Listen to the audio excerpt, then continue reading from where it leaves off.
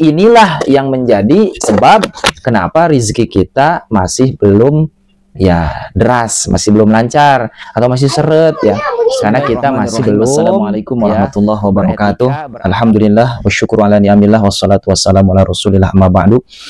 Sahabat sekalian, teman-teman yang berbahagia, saya selalu doakan semoga yang sedang menonton video ini selalu dalam keadaan sehat walafiat. Allah mudahkan urusannya. Yang sedang masih ada amanah, segera Allah lunaskan amanahnya. Yang sedang dalam keadaan sakit, segera Allah angkat penyakitnya. Yang cita-citanya, hajatnya belum terkabul, segera Allah kabulkan. Pokoknya semua doa-doa yang baik-baik untuk kita semua, untuk teman-teman semua yang sedang menonton video. Makanya jangan lupa aminkan ya. Bisa diaminkan dengan lisan, dengan hati, bisa diaminkan di kolom komentar ya, agar kita semua mendapatkan keberkahan daripada doa ya yang telah kita panjatkan. Baik teman-teman, saya akan sharing ya sedikit. Ada beberapa pertanyaan ya. Pertanyaan seperti ini. Saya udah lakukan ya sholat fardu, sholat wajib, sholat sunnah, tahajud ya, kemudian macam-macam ibadah, sholawat, doa, tapi kok belum ada hasilnya gitu ya. Nah, sebenarnya sih tugas kita hanya beribadah dan berdoa ya, hasil kita pasrahkan kepada Allah. Tapi yang jelas semuanya itu sebenarnya sudah janji Allah ya.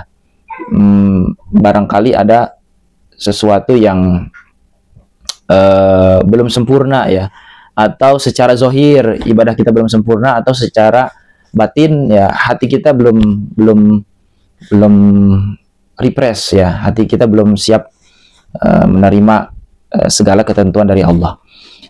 Ada juga ya hal-hal yang sebenarnya ada menjadi kebiasaan ya, kebiasaan yang perlu kita hindari, kebiasaan yang perlu kita jauhi ya. Ini berkaitan tentang akhlak ya, berkaitan tentang akhlak. Jadi ibadah kita ya.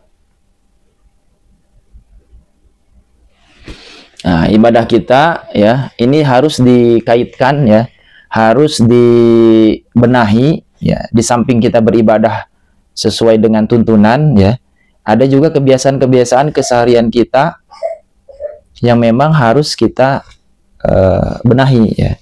Karena Rasulullah Shallallahu Alaihi Wasallam diutus ke muka bumi ini, kata beliau, innama bu'istu liutamima makarimal akhlak ya. Jadi ada akhlak yang mulia yang perlu kita benahi ya, yang perlu kita pelajari. Nah, maka ada beberapa hal kebiasaan ya yang perlu dijauhi ya, digantilah kebiasaan itu ya, jangan sampai melekat dalam diri kita. Nah, barangkali ini yang menjadi penyebab ya kenapa kok rezeki kita masih seret ya gitu. Maka saya mengutip ya dari para guru ya, dari para ulama. Nah, ini ya, kitabnya sering dikaji di pondok pesantren ya, itu di kitab Ta'limul Muta'alim, bahwa salah satu penghalang rezeki ya, saya akan menyampaikan beberapa ya, yaitu Syekh Burhanuddin ya dalam kitabnya menyatakan bahwa yang menjadi penghalang datangnya rezeki ya, salah satunya adalah pertama tidur di pagi hari ya. Ini sudah tentu ya, banyak yang bilang ya jangan tidur di pagi hari atau jangan bangun kesiangan, nanti rezekinya dipatok ayam. Itu betul ya, itu istilah orang tua dulu, nanti rezekinya dipatok ayam. Jadi ayam itu ketika ayam sudah berkokok, nah berarti kita harus kejar-kejaran ya, karena disitulah Allah menurunkan keberkahan ya. Yang kemarin sudah saya sampaikan bahwa Rasulullah berdoa, Allahumma barik ummati fi bukuriha, ya Allah berkahilah umatku di waktu paginya. Maka siapa yang bisa bangun lebih pagi ya, kejar-kejaran, siapa yang cepat datang ya, ayam atau kita ya. Kalau ayam dulu yang berkokok berarti ayam itu yang mendapatkan ya keberkahan ya. Tapi kalau kita bisa mendahului ayam bangunnya, nah berarti kita sedang menjemput keberkahan dari Allah. Nah itu ya, jangan sampai tidur ya di waktu pagi ya, di waktu pagi hari ya. Pada pagi hari itu bisa setelah subuh ya. Ya kalau bangunnya kesiangan ya jangan, apalagi ya kita kan punya amalan tahajud ya, kita punya amalan sholat malam, jangan sampai bangunnya kesiangan sampai jam 5 ya, atau setengah 6, bahkan sampai jam 6 itu sudah kelewat ya. Jadi usahakanlah ya bangun ya untuk melaksanakan sholat malam, karena ini amalan roket ya, kita harus melaksanakan amalan ini. Nah, yang pertama tadi, jangan tidur di waktu pagi hari ya, setelah subuh jangan tidur ya, banyak berdoa atau aktivitas yang lain ya, aktivitas yang lain. Kalau misalkan kita dagang ya, berangkat dagang ya, kalau kita mengajar, siap-siap untuk mengajar ya, kalau kita memang pergi untuk bisnis ya atau yang lainnya ya, persiapkanlah di waktu pagi itu ya, sepagi mungkin gitu. Nah, kemudian ya, yang selanjutnya adalah tidur dan kencing dalam keadaan telanjang. Oke, yang pertama tidur ya. Nah, ini kebiasaan buruk ya. Tidur itu harusnya pakai baju ya, pakai baju kaos lah paling minimal. Jangan sampai tidur dalam keadaan telanjang, pakai kolor doang ya, karena itu etika, itu adab ya. Ya, seperti apapun keadaannya, cuaca panas kah, pakai baju saja ya. Atau cuaca dingin sudah pasti pakai baju ya. Tapi ini menjadi satu kebiasaan buruk, ini akhlak ya. Karena Rasul tidak pernah mencontohkan tidur dalam keadaan telanjang ya. Rasul tidur dalam keadaan pakai baju gamis ya. Ya, karena itulah ya. Jadi jangan sampai tidur dalam keadaan telanjang. Ini bisa menghambat rizki ya. Baik laki-laki, baik ataupun perempuan ya. Ataupun perempuan. Kemudian kencing ya, kalau kencing sih sudah pasti ya. Kencing itu pasti pakai baju ya. Kalau kencing, kecuali kencing dalam keadaan mandi ya. Nah, kencing juga sebenarnya ada tata caranya ya. Kalau laki-laki ya, kalau perempuan sudah pasti jongkok. Kalau laki-laki ya, ini sangat dianjurkan juga jongkok ya atau duduk ya.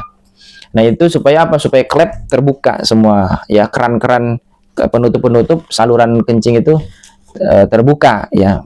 Makanya harus dalam keadaan jongkok ya, harus jongkok. Jadi ini kebiasaan ya, kebiasaan yang harus secepatnya ya diganti, dibuang gitu kebiasaan buruk ini. Nah, kemudian makan dalam keadaan junub ya, bagi yang sudah berkeluarga, rumah tangga ya, jangan sampai makan ya atau minum dalam keadaan junub. Ini tidak dianjurkan ya, tidak dianjurkan ya. Cobalah kalau memang di dalam keadaan junub, sebisa mungkin ya mandi dulu baru kemudian makan. Gimana kalau seandainya nggak mau mandi, ya jangan makan berarti gitu ya. Ini jangan sampai ini menjadi hal yang sudah terbiasa ya, padahal ini adalah akhlak ya. Ini yang Rasul ajarkan. Ketika kita menyelisihi ajaran Rasul, nah pantas saja rizki itu ya seret datangnya ya, tidak mengalir deras ya. Ini satu kebiasaan buruk ya. Jadi jangan sampai makan dalam keadaan junub, belum mandi ya, belum mandi besar gitu ya.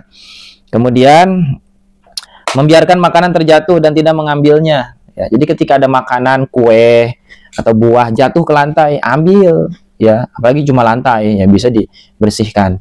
Jangan jijian ya, jangan. Bahkan dalam hadis pun ketika makanan jatuh, contoh jatuhnya ke tanah ya gitu, maka ketika bisa dibersihkan itu kotorannya, bersihkan saja ya. Ketika bisa dipotong saja yang kotornya, bisa dimakan kembali gitu ya.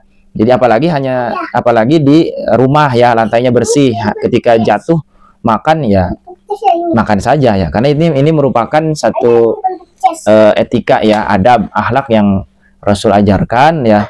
Ini bentuk syukur kita ya, makanan itu jangan sampai disisakan. Miris sekali ya, kita sering lihat di piring itu kok masih ada nasi yang tidak dihabiskan ya. Ya pokoknya banyak lah, dimanapun tempatnya itu bisa pokoknya di tempat makan atau di tempat ya tahulah ya, pokoknya teman-teman semua tahu itu makanan itu harus dihabiskan. Itu adalah rasa syukur kita kepada Allah atas nikmat makanan ya. Jadi sudah menjadi kebiasaan ya, tapi kebiasaan buruk ya, kebiasaan buruk. Di piring itu seakan-akan kalau kita makannya dihabiskan, itu terkesan kita itu orang yang kelaparan, padahal tidak ya. Ketika kita menghabiskan makanan atau minuman di gelas, botol gelas ya, menghabiskan itu, sebenarnya ketika kita habiskan ya, itu kita sedang bersyukur atas nikmat makanan ya. Makanya makan itu jangan sampai tersisa satu butir nasi